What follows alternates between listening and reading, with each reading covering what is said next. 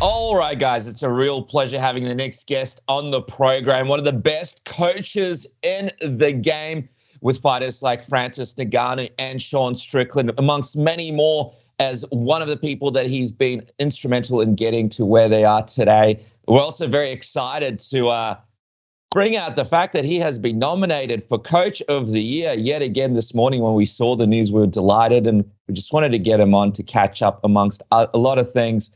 Eric Nicksick, Coach Eric Nicksick, thank you so much for joining us, man. It's great to have you on the program, dude. My pleasure. Thanks for having me back, guys. It's glad to be back on. Yeah, man. Always a pleasure when you come on, dude. How do you feel about the nomination, man? Big news. Yeah. 100% deserving. Thank you. I appreciate it, man. It's cool. Like, honestly, for me, just having to be able to kind of keep that body of work going and getting nominated. So I think the third year now I've been nominated in a row. So it feels good, man. It really feels good for the guys in the gym, but also for my family. You know, just they know how time away from them. It's just nice to be able to show them that the hard work is paying off. Yeah, man. And I got to say as well, I saw on your Instagram, it looked like you had a great time at Salt Lake City, man. Like the other weekend, you were wearing the iconic Karl Malone jersey, hanging out cage side for the event. Tell us a little bit about it, man. What stood out to you? What were some of the highlights for you? You know, it's such a great venue in Salt Lake, and I'm glad to see the UFC trying to make an effort to continue to go back up there. So I played football in Utah, and they've always had a very good combat sports background. You know, Josh Berkman was actually a year younger than me. He played running back for us. So up in like Salt Lake area, they've always had a great MMA community. So seeing the UFC make the trip over to Salt Lake and trying to do it on a yearly event was really cool. So yeah, I mean, I'm rocking the Karl Malone jersey, and we're walking out to leave the venue, and this guy grabs me by my back, like on my trap, and I was like, "Oh, bro, who is this?" Like, big old man, and it was freaking the mailman. It was Malone. He's like, "Hey, nice jersey. Can I get a picture?" I'm like, "Can I get a picture, bro? I'm rocking your jersey." So yeah, man, it was super cool. I always try to like represent the city I'm in, and show the city a little bit of love. So it was a cool moment for me. I was growing up watching Karl Malone play basketball, so it was cool to see him and meet him. Dude, so Karl Malone wanted to get a picture with you. That's incredible, bro. That's unbelievable. That's got to be one of the craziest moments of your life, right? What were you thinking when you're like, what?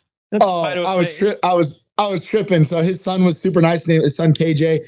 He's like, "Hey, my dad saw you rocking a jersey. Can we get a pic?" I was like, "Bro, can I get a pic? Like, this is amazing." So me and Bilal Muhammad and Lewis Taylor, we're all kind of standing there together, and we're all fanboying. But he was super nice, super humble. And, he owns some car dealerships up in Salt Lake. He's like, "Hey, if you guys ever need anything, let me know." I was like, "Well, my daughter's turning 16 here soon, so I might be giving you a call." That's amazing, dude. That's sick. What a sick story. We've seen like some people around like the UFC events, some of the celebrities and stuff. We've got a couple of stories, but we'll save it for another time.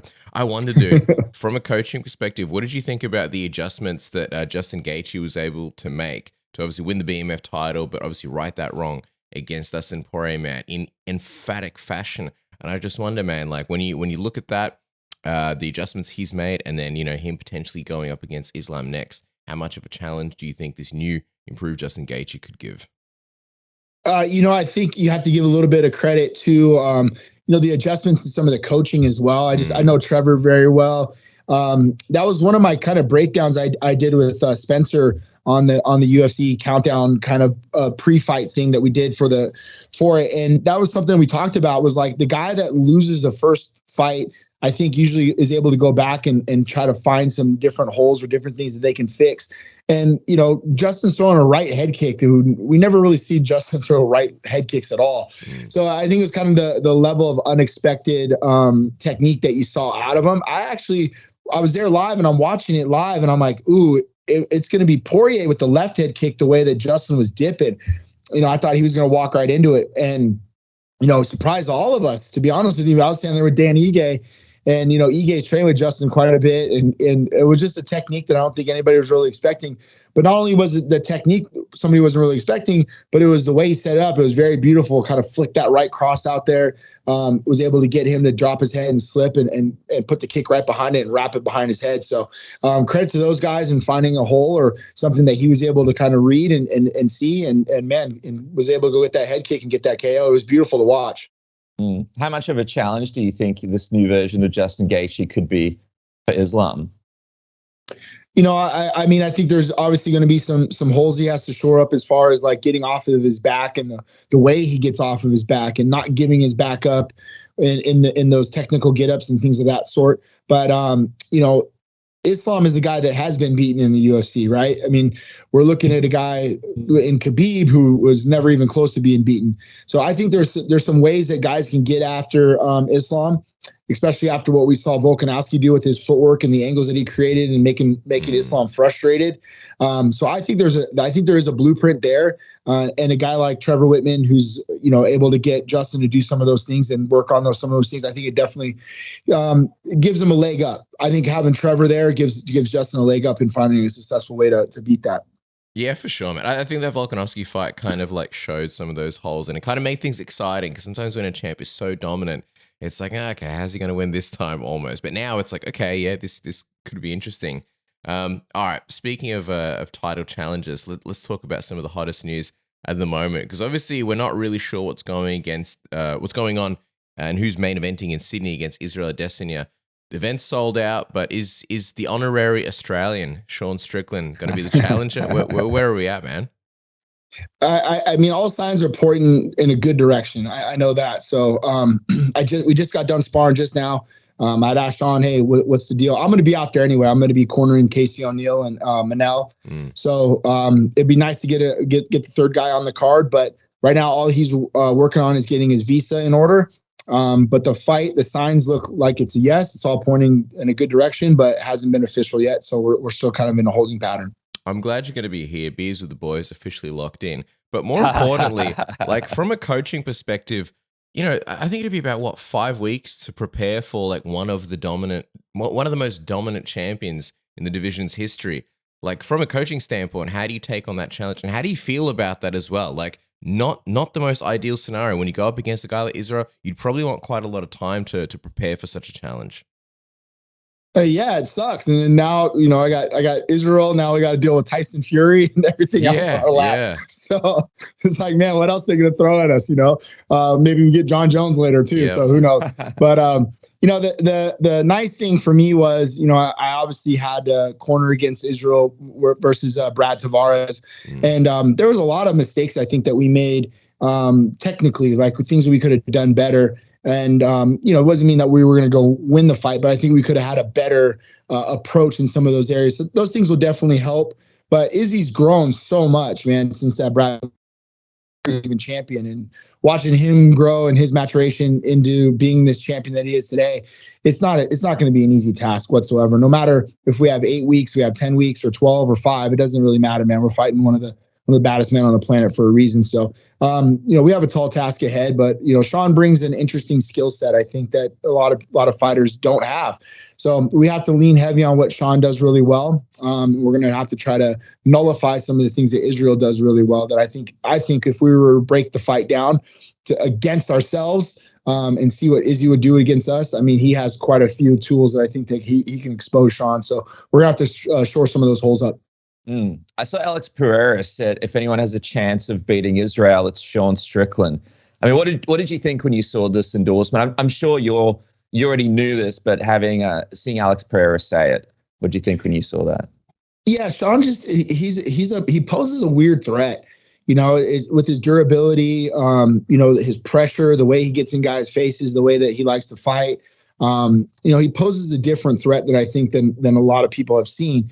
But it's nice when a guy like Alex, a guy who we stepped in there against, and a guy who's also fought Izzy more times than anybody. It's nice to hear him give you that vote of confidence. But that's one thing. But we're the ones that have to go in there and go out and execute it. So that's a whole different story as well. But it's nice when the guy gives you that vote of confidence. But sometimes, man, you just take that for what it is. It's interesting because you guys would be getting ready for Israel on a short notice, one of the best champions to ever do it, a huge challenge in the division. But what do you think about Israel and the camp having to get ready for Sean with such short notice as well? Because I'm guessing, like you said, there's a few things about Sean that maybe a few people aren't quite sort of picking up. I'm sure maybe Izzy and his camp might be, but there are a few aspects to Sean where there's a bit of a lead time that you need to prepare for, I suppose. Yeah, I think Izzy will be fine. To be honest with you, I think that although we pose a different threat than most, I think Izzy will probably really stay on a lot of his meat and potato basics. And then as the fight was to carry on, he's be able to pick up some different reads and some different add-ons that he would like to, implement in that fight. So all in all, I think that's kind of Izzy's style anyway. He's a data collector, and once he starts to collect his data, it starts to go downhill from there. So he doesn't remind me of a guy that's like he's doing all this crazy stuff in camp and very camp specific things. I think he's probably doing a lot of that meat and potato work day in and day out. The one thing that I just always love and admire about Izzy is his feint game. Just the way he feints a lot of the data out of people. I think he's a master at it. I think he's one of the best in the world to ever do it. So that feint game, I think, is something that he's going to implement and try to implement very well on Sean, because that's something we've had problems with it. Obviously, in the Alex Pereira fight, something that we gave away at that rear hand parry, and then he came through with that hook. So that's what I would envision Izzy really working on right now. Is just, as Coach Follis always said, is the space between the notes that makes the music, and that's the feint game. So that's what I think where Izzy's really where he really shines his best. Sean was talking a little bit about this to Joe Rogan, and I wanted to get your thoughts on it. The distance, closing the distance against Israel, incredibly difficult, right? Because on one side of the coin, Israel he's so long, he's able to attack from the outside, and he doesn't really need to take the risks to move in on Sean. So with Sean, he's going to have to figure out a way to get on the distance, but at the same time, without getting caught in that midsection between getting in and out from the outside. How do you approach that? Not many people have been able to figure that out about Israel. How do you approach that? Well, this is kind of something that I talked about in the lead up in the Pereira fight when he actually did beat Israel. Was you have to kind of put Izzy back on the cage and try to eliminate some of his 45-degree angles backwards, where he does like the pull counters or half beat counters where he clears a little bit of space, but he's able to counter back with either that shake step southpaw cross with the right hand. Just things that he does very, very well, where like I think that's where he got in a little bit of trouble in the fight where he lost to Alex. But then, you see him in the second fight, he makes the adjustment and actually invites that in to set up that overhand that he saw. So I think limiting some of his movement is gonna be important on us. But man, when you watch him in the clinch game as well, man, he's very good in there. Not only is he good there, like he redirects really well. So he'll get in that collar tie or that clinch. He'll throw a couple knees, maybe an elbow, but redirect you and move you in a different direction. And there's a kick coming right behind it. So for us, I think just limiting his space and his movement is going to be very important on us. How much are you looking forward to the press conference itself? And like, I'm curious, like you're a nice guy, you're a respectful guy, but like when Sean's out there before fights, after fights, throwing out some of his greatest hits, like, are you just there like pissing yourself laughing? Are you enjoying it like everybody else is?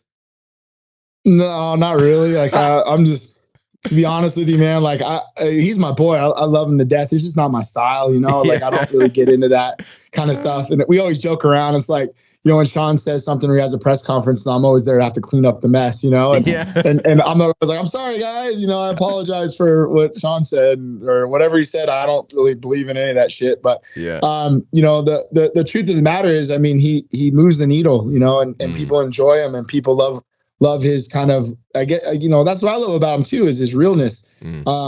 And whether he likes you or not, you're going to know what he thinks about you as a human being, as an individual, as a coach, as a fighter, or whatever it may be. And, if you don't agree with him or not, that's fine. It's totally up to you. But he does all the little things right in the room, like the things that we ask of him, the standard that we have at Extreme Couture, that everyone follows that standard. And not only does he follow the standard, he upholds it, and then he polices it, So as a teammate and as an individual in the room, he could be just a guy that pays his gym dues, shows up, spars guys, and leaves. But he's not like that. Like they already sparred earlier today. He's going to come back later to watch the rest of the guys spar, just to help out, just to be another set of eyes to help the rest of his teammates, So he's a great dude, but the press conference stuff and the stuff that he says, man, is wild. Not really for me. I just kind of lean back and say, "Oh, bro, I can't believe you said that shit." And who do I have to apologize to next?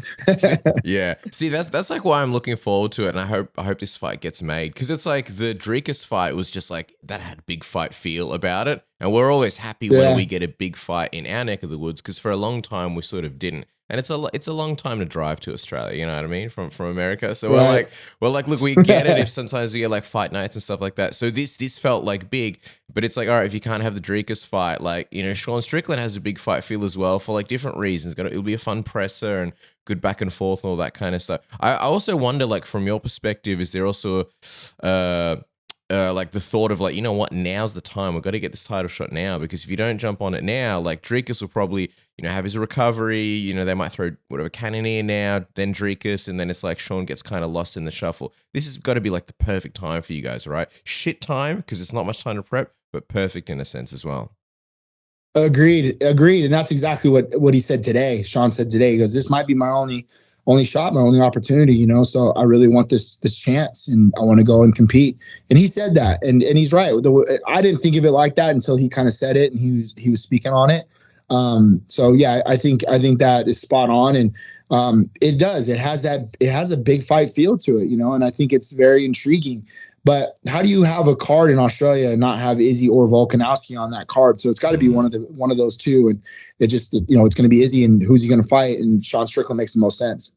So just before we move on, Eric, is it just the visa that we're waiting on right now? The UFC, from what you understand, they're pretty keen on this happening. We're only a few weeks away.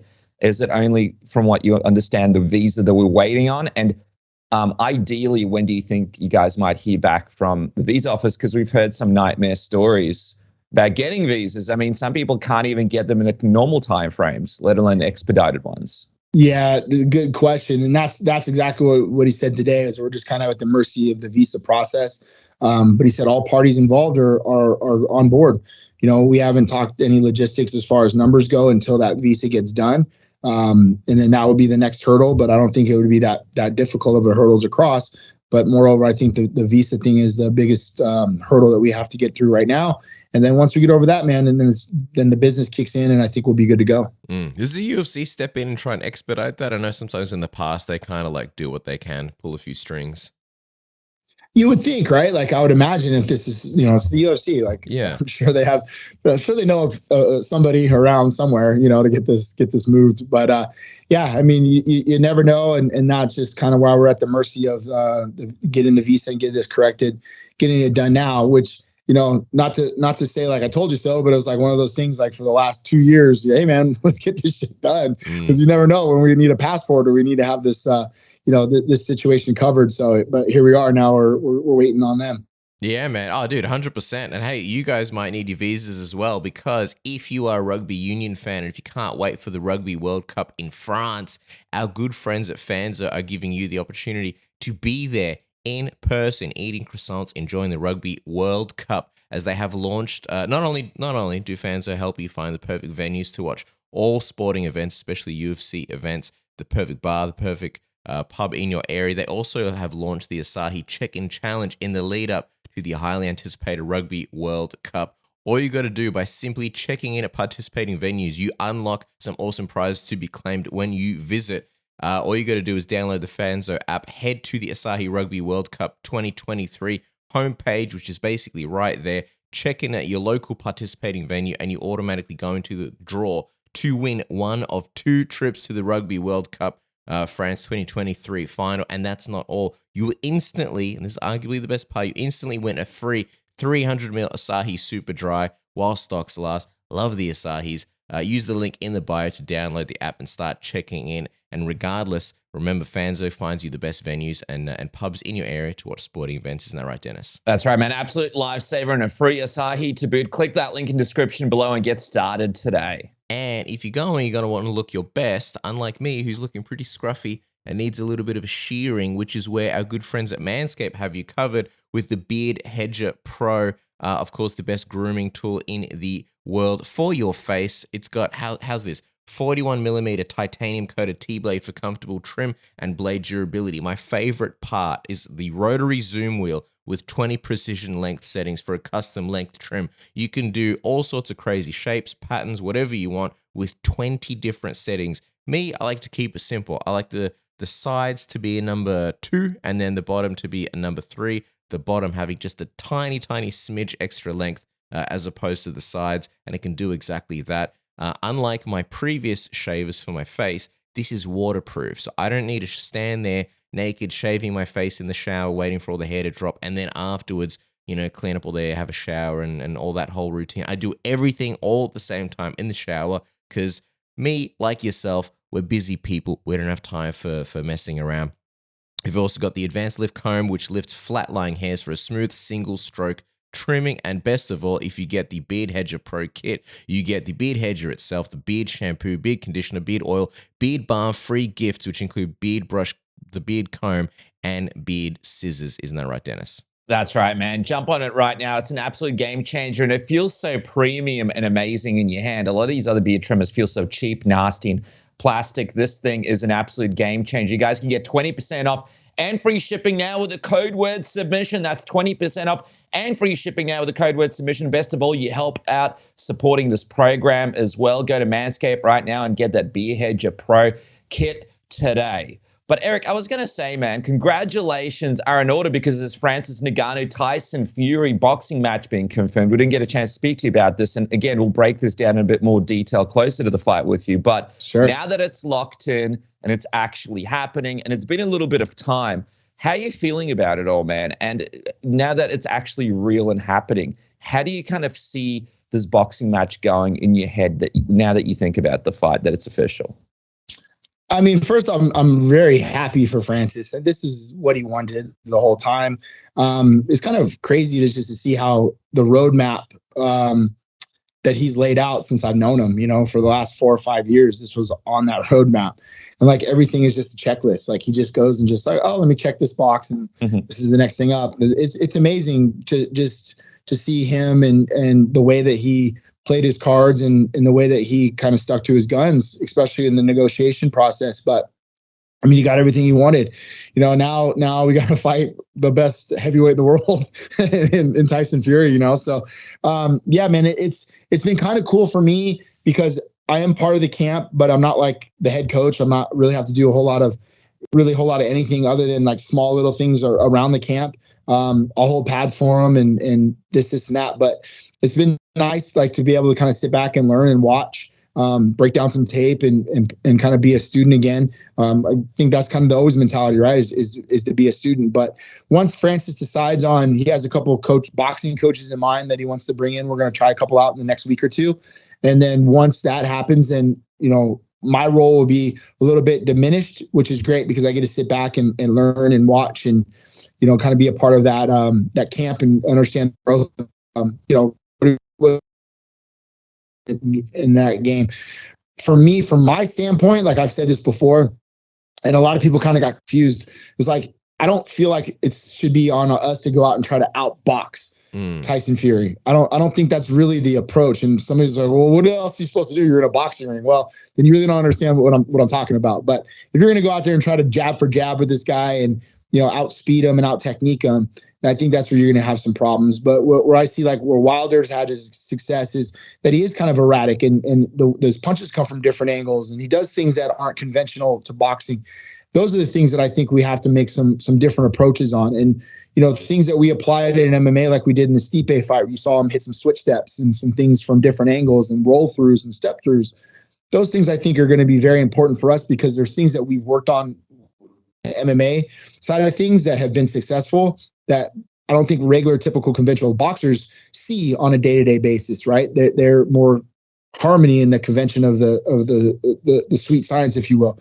For us, I think we have to try to be disruptive of that sweet science and do some things that maybe come from odd and different angles to be able to land that right hand or to land that left hook or things like that. So it's a tall task, man. I mean, like I just think if you go in there and try to outbox this dude, we're in for a long night. So I think we have to be creative and try to come up with some different approaches to the game. 100%. I 100% agree with you. And it's like there was similar sentiments ahead of like the Mayweather Conor McGregor fight and how like everybody tried to box Mayweather and they weren't able to do it. So why not just go in there and try something a little bit different? I think it'll be like a fascinating just experience overall and a ride for you as well, right? Just going in there working with so many different coaches. I imagine it's also, you'll be the guy kind of like, I don't want to say pulling the reins, but almost like bringing it back to that sort of style. Like sometimes when there's a lot of boxing coaches, it might be like, all right, we're going to do this, we're going to do that. It's going to be very boxing orientated. I feel like your role will be so crucial to be like, hey, let's not make it too boxing. Is that fair to say? Yeah, that's kind of my role as it is anyways, just to oversee everything and not to step on anybody's toes. And I want people to have their creative control.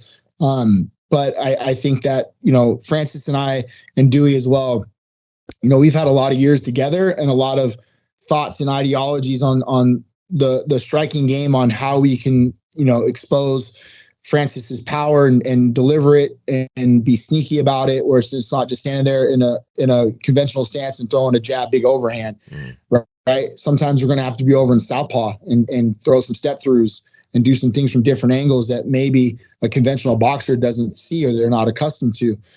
That's something that, we boxed Joe Joyce. Francis went in, this is about three years ago, maybe. Francis, the first couple of rounds was boxing and trying to, outbox Joe Joyce. And it got to the point where I said, hey man, let's get in some of your switch cross series, switch uppercut, switch this, switch that. Just try to play with your footwork a little bit and then use the corner posts of the boxing ring to funnel him into that power.